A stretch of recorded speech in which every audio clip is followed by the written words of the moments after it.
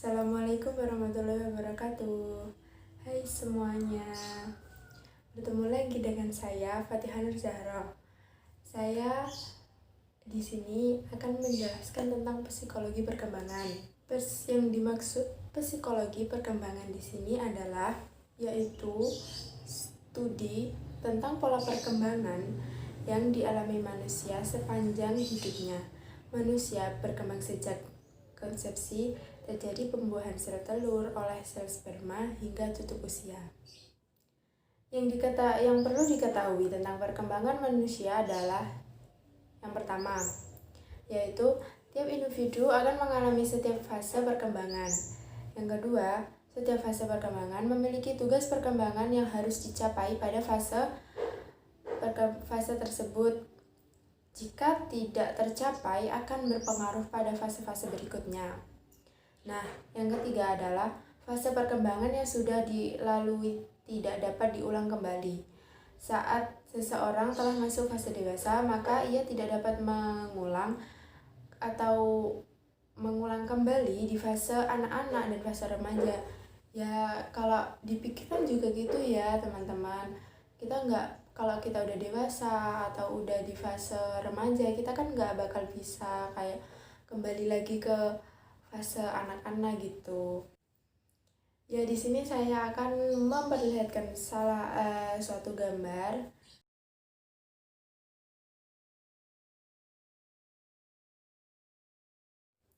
Dari gambar tersebut tampak bahwa dewasa adalah fase terpanjang yang dilalui oleh manusia. Pendosisi masa atau fase dewasa adalah dua fase sebelumnya, yaitu fase anak-anak dan fase remaja. Dapat disimpulkan betapa pentingnya masa anak-anak dan remaja. Jadi, kalau kalian lagi ada pada fase remaja sama fase anak-anak, tuh carilah pengalaman yang bisa bikin kalian itu pada fase dewasa nanti jadi panutan gitu. Ya, seperti itu.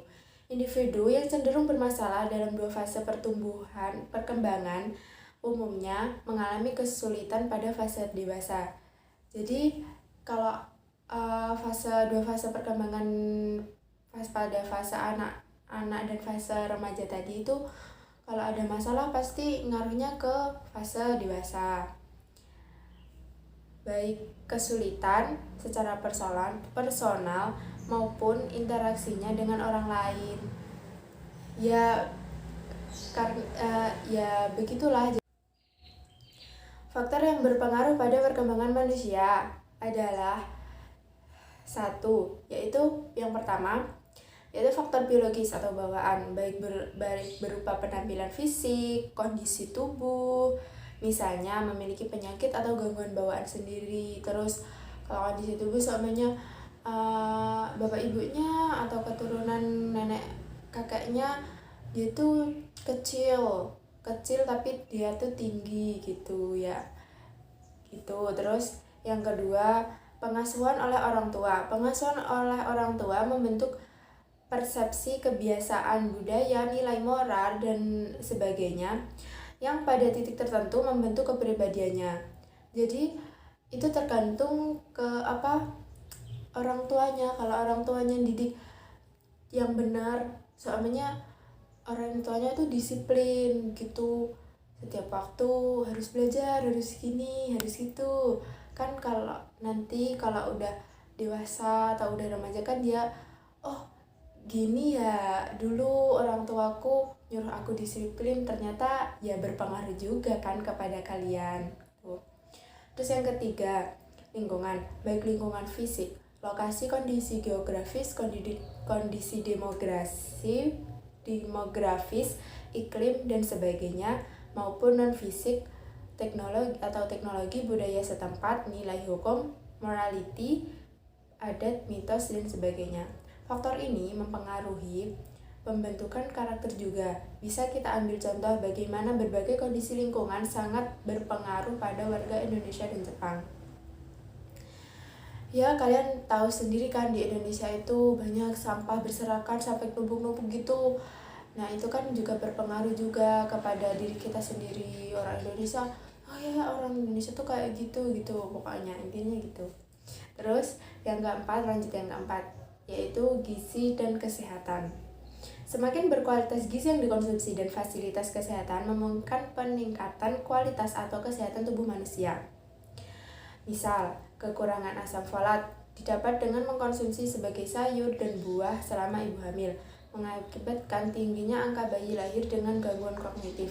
Jadi, gizi dan kesehatan itu penting ya buat kita, teman-teman. Soalnya kan ya kalau ya kadang tuh ada pikir yang penting kan makan, hidup gini, nggak usah perhatiin gizi gini kan nanti bakal berpengaruh kalau kalian udah dewasa gitu, kalian sakit apa gitu. Jadi di sini hubungan psikologi perkembangan dalam komunikasi. Jadi apa sih, bagaimana sih psikologi perkembangan dapat diaplikasikan dalam komunikasi? Jadi gini penjelasannya. Dalam berkomunikasi penting sekali untuk memperhatikan usia komunikator dan komunikan dengan mempertimbangkan usia individu yang terlibat dalam komunikasi. Hal lainnya juga harus diperhatikan, diantaranya bahasa yang digunakan, media, konten, waktu, dan sebagainya. Seumpamanya gini guys, teman-teman, seumpamanya aku ngomongin sosmed TikTok gitu ya sama nenek atau kakek aku atau tetangga aku yang udah tua gitu, kan mereka kan